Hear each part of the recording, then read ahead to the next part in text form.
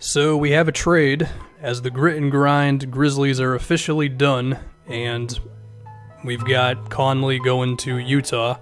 This video is going to be just about this from the Jazz perspective, and then of course I'll make another one about the Grizzlies. So, the Jazz, the stuff they sent away, I don't think that's going to hurt them too much.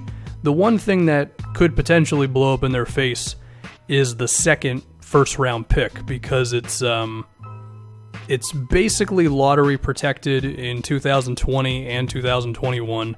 Mitchell, Gobert, and Conley are going to be on the team those years, so we assume that the pick is not going to go to Memphis then. But then, it's like top 6 protected in 2022.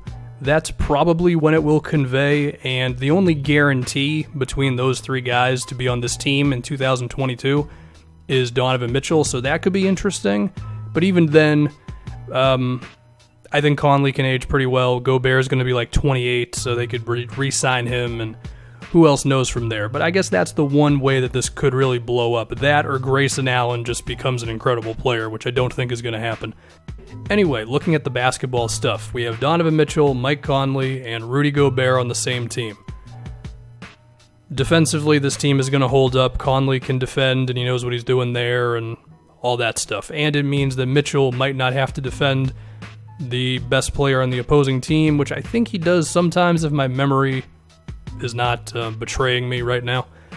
But anyway, let's talk about offense, because of course, Mitchell has been on an island with this team sometimes, and he's just had to create way too much for them because their style of movement and off-ball screens and all that stuff and handoff plays, it's all great until you get to the playoffs against a good team, and then you just need guys who can make shots. And Mitchell, he's done what he can, but you can only go so far, and now Conley is just going to allow that to be a little easier. I mean, there's going to be times when Conley can make the tough shot, or he can just go off the pick and roll, and he could occasionally ISO if there's a switch or whatever. And we could get some easier shots for Donovan Mitchell finally. I mean, if I look at Donovan Mitchell's assisted baskets in his career, 24% of his two-pointers are assisted, and 62% of his threes are, but I think his second season is a little more telling at 58% of his threes. So that doesn't seem like a lot of shots are being created for him, right? It does seem like the advanced stats kind of back up the eye test. Now, those numbers go up a little bit more in the playoffs, so there's that for you, I guess. But, I mean, we all know the story with this team. So now, Conley could just make some of those things not happen, of course. We could see Conley-Gobert pick and rolls. I mean, Gobert has become one of the best finishers in the league. We could see Conley moving off the ball because they're still going to do a lot of that, and he fits into that really well. We could also see Mitchell create shots for Conley, which, I mean, Gasol was definitely making Conley's days easier, but still, that was from the center position, and for as amazing of a passer as Marc Gasol is, it is still easier to load up on a guy on the post and stay connected to Conley and things like that, whereas, if Mitchell's breaking down his guy off the dribble, there's going to be times when Conley's dude is forced to help, and then that's some open shots for him. And the shooting on this team suddenly looks a lot better. I mean, going from Ricky Rubio to Mike Conley, who can hit pull-up jumpers off screens and spot up a lot better and hit transition threes and all that, that's quite a difference. I mean, now you're looking at a team where Conley can make shots. Donovan Mitchell's three-pointer, I think, is still a little up in the air, but again, he's going to get more open looks now. But also, he's not a guy the defense is going to leave open because then he can go off the dribble and all that. Ingles is still a very good shooter. This team does still have a little bit of a hole at power forward. The one guy they had was Crowder, and of course he was in this trade. And the impact that he made for this team was pretty wild, and Crowder's not even that great of a player. So if they could then get a 4 who can really make shots, whoever that might be, then this could look like a completely different team. And I don't want to give myself too much credit because everybody was saying this about this team. Like, they needed more shooting and they just needed kind of an entire roster reconstruction.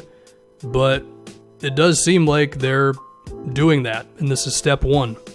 I think another thing this will do is it'll allow Mitchell to focus on scoring a little bit more, because we've seen his playmaking, well, I think it's gotten better, to give him credit. He's definitely had a problem with just knowing what to do in a split second where a teammate is open or whatever. Sometimes he'll kind of force up a bad shot or whatever. And now Conley can be maybe the guy with the highest usage on this team. I mean, my gut tells me it's still going to be Mitchell, but it's certainly not going to be as drastic anymore. And Conley's definitely going to lead this team in assists, and he's going to be second in shot attempts and all that. And I mentioned Joe Ingles earlier. We'll mention him again. That's 3 guys who can go off the dribble and make something happen. So there's just going to be a whole lot of potential for the Jazz to attack switches and be in the pick and roll and stuff. And not to say that Joe Ingles is some isolation king, but he's just good enough to where if he has a mismatch, that he can beat him off the dribble. And he's definitely the second best passer on this team after Conley now. So just 3 guys who can make a play. It's really valuable to have. And so now I got to ask, where does this put them within the rankings of the Western Conference? I mean, I don't think they're as good as the Lakers.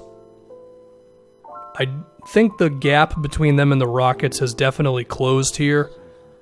I mean, if we remember that series, the one we just saw, like, yeah, the Rockets beat them in 5 games, but Game 3 was a super nail-biter that they lost by 3. They won Game 4. Game 5, they lost by 7 points. But they figured out how to slow down Harden, and they really chipped away at his efficiency, and Mitchell had a particularly bad game, which is kind of one of those things that we see young stars go through, where it's like they have that bad big playoff game and then they come back and they learn from it. So I do think this team's going in the right direction. We look at other teams. There's Portland, who they're going to have to deal with. Dame is still the best player in that series, but that one would be really close. I think if those 2 teams met, it'd be a 6 or 7 game series, and the difference could just be a couple of shots, really. We look at Denver. I think I'm more comfortable with Conley in a playoff series than I am Jamal Murray or Gary Harris, so that's certainly a win for Utah. At the same time, Jokic is the best player in that series too, so I still don't really know where this puts the Jazz, and we are going to have to see how they retool the rest of the roster, but this certainly makes them a better team, and maybe they could make the conference finals with this now. We have to remember the Warriors are going to have injury problems regardless of who re-signs and who doesn't. So it should be pretty fun. The Jazz still have some work to do with the team, but they got the big move right.